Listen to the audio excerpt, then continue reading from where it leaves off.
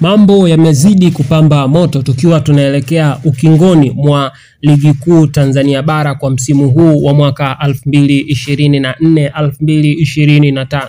Huku klabu ya soka ya Simba Sports Club na Young African Sports Club zikichuana vikali na kufanya mshindi wa ligi kuu Tanzania bara kuamuliwa tarehe 15 ya mwezi wa 7 kwenye mchezo wa dabi.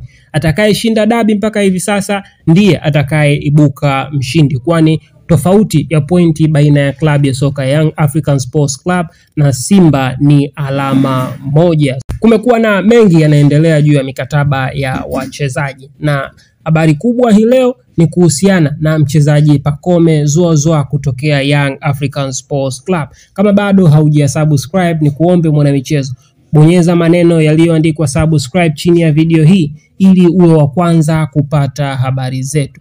Kumekuwa na mazungumzo baina ya uongozi wa klabu ya soka Young African Sports Club na mchezaji Pacome Zouzoua juu ya kuongeza mkataba, na mpaka hivi sasa klabu ya soka ya Yanga tayari imempatia ofa mchezaji Pacome Zouzoua ya mkataba wa miaka 2, huku wakimboreshea zaidi maslahi yake binafsi. Tunazungumzia mshahara pamoja na signing fee ili aweze kusalia kwenye viunga vya Jangwani. Mazungumzo yameenda vizuri mpaka hivi sasa, na management ya mchezaji Pacome Zouzoua imeutaarifu uongozi wa Yanga kuwa wapo tayari kusaini, ila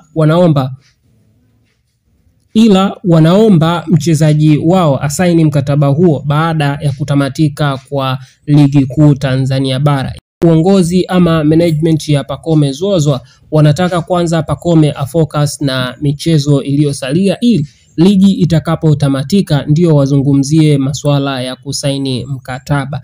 Hapa kuna mawili, huenda Pacome Zouzoua yuko tayari kusalia Young African Sports Club, ama anasubiri mkataba wake ufike ukingoni kabisa ili aweze kutimkia kwenye vilabu vingine. Ni yapi maoni yako juu ya hili? Tuandikie kwenye comment section. Unahisi Pacome atasalia Young African Sports Club ama atatoweka kwenda ataondoka Young African Sports Club na kwenda kuchezea klabu nyingine ndani ama nje ya Tanzania? Usisahau kulike, subscribe na kushare. Hadi wakati mwingine, this is Bongo Trends na mimi ni J Kibuga.